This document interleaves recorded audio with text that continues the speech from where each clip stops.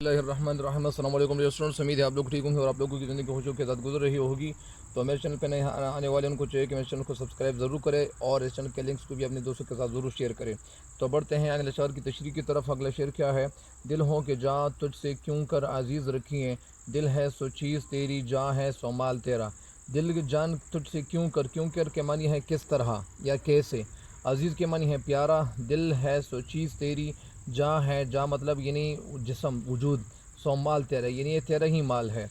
शायर शेर का मफहूम इस तरह लेते हैं कि अल्लाह ताला ये जो तूने दिल दिया है और जो जिस्म मुझे दिया है, तो अल्लाह ताला ये तो तूने ही दिया हुआ है, किसी और की तरफ से तो मुझे ये नहीं दिया गया।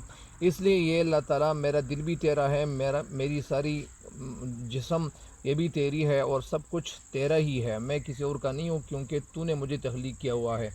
शायर शेर में बताना क्या चाहते हैं, हमें समझाना क्या चाहते हैं? शायर शेर में कहते हैं कि अल्लाह ताला की तरफ शायर इशारा करते हुए कहते हैं कि अल्लाह ताला जो दिल मेरे सीने में धड़कता है, जो दिल मेरे सीने में मौजूद है, मैं उसे अपने लिए यानी अजीज़ नहीं रखता हूँ, प्यारा नहीं रखता हूँ, अपने लिए मैं नहीं रखता हूँ। क्योंकि जब दिल तेरा अता करदा है, जान तेरी अता कर दी है, जब तूने जान भी दी है, तूने दिल भी मुझे दिया हुआ है, माल भी तेरी तरफ से मुझे मिला है और सारी प्रॉपर्टी और सारी जायदाद तेरी तरफ से मुझे मिल गई है। तो इसलिए अल्लाह ताला ये सब कुछ तेरा ही है, क्योंकि ये सब कुछ तेरा ही है और तू ही इस सारी कायनात का खालिक है और तू हर चीज़ का खालिक और मालिक है। इसलिए अल्लाह ताला, क्योंकि मैं भी तेरा हूँ और सब कुछ तेरा ही है, किसी और का नहीं है। इस शेर का यही मतलब है। अगले शेर की तशरीह की तरफ बढ़ते हैं। है पूरी जाल से दिल उसका कवी ज़्यादा।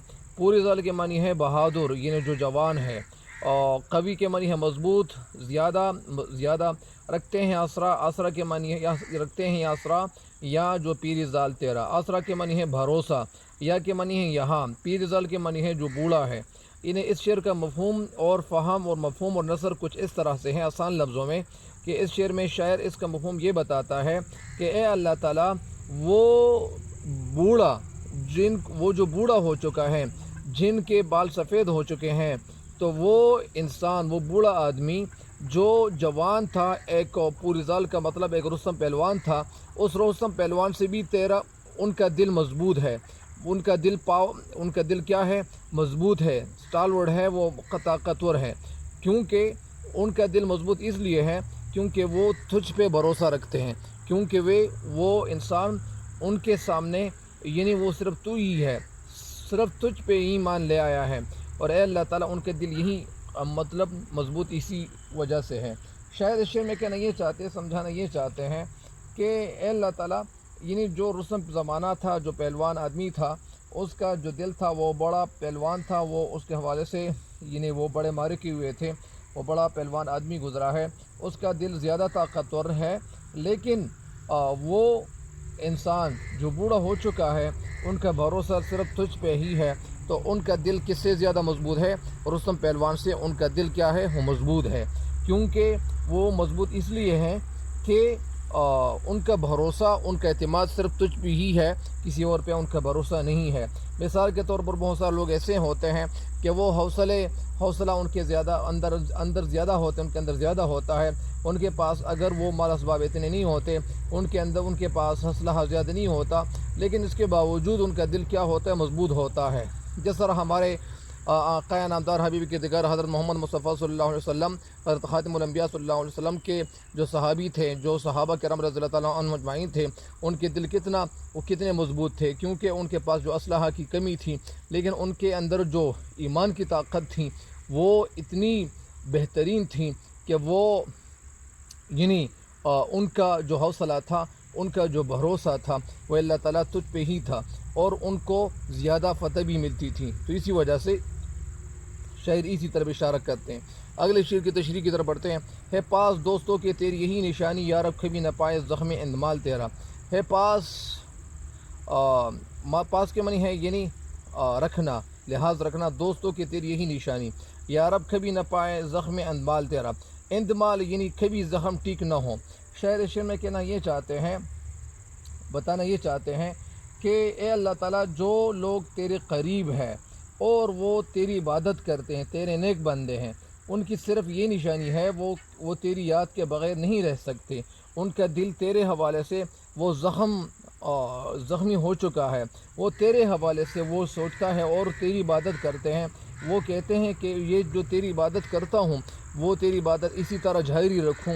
یہی شعر کا مطلب ہے کہ اے اللہ تعالیٰ میں جو عبادت تیری کر رہا ہوں یہی عبادت وہ ہمیشہ کرتا چلا جاؤں، کیونکہ یہ عبادت کبھی کم نہ ہو، ان کے دل زخمی وہ مطلب اسی طرح جاری رہے، ان کے دل تیرے بغیر نہیں ٹک ہو سکتے، وہ تیری یاد میں ہر وقت وہ کیا ہوں گے، وہ مگن رہیں گے، لگے رہیں گے، ان کے دل کو تیری یاد کے بغیر سکون نہیں ملے گا۔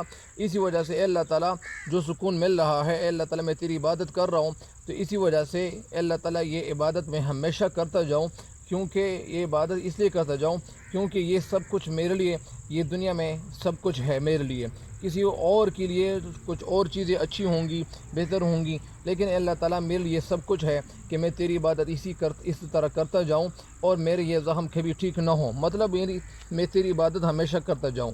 اس لیے شعر کی بھی تشریح مکمل ہو گیا، آخری شعر کی طرف بڑھتے ہیں۔ بیگانگی میں حالی یہ رنگ آشنائی، سن کے سر دھنیں گے قالِ اہل حال تیرا۔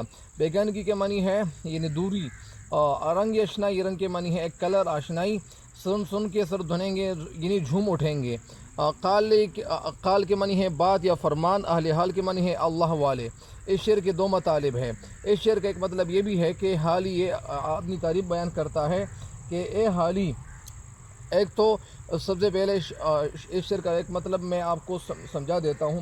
شعر میں کہنا یہ چاہتے کہ اللہ تعالیٰ جو لوگ تیرے حکم کی بجا آوری نہیں کرتے، تیرے حکم کو وہ مکمل نہیں کرتے اور تیری باتوں پہ عمل نہیں کرتے، تو ان کو بھی اپنے قریب لاتا ہے، تو ان کو بھی اپنا دوست بناتا ہے، یعنی تو ان کو قریب لاتا ہے، ان کو بھی دیتا ہے، ان کو بھی رزق دیتا ہے، اور تیری یہ بے نیازی دیکھ کر سب تیرے جو تیرے ماننے والے ہیں، تیری تعریف کرنے والے ہیں، وہ کیا ہیں، وہ حیران ہو جاتے ہیں اور کہتے ہیں کہ اللہ تعالیٰ کتنا مہربان ہے ہم پہ، وہ تیری رحمت پر وہ خوش ہوتے ہیں اور تیرا نام یعنی لینے والے بن جاتے ہیں۔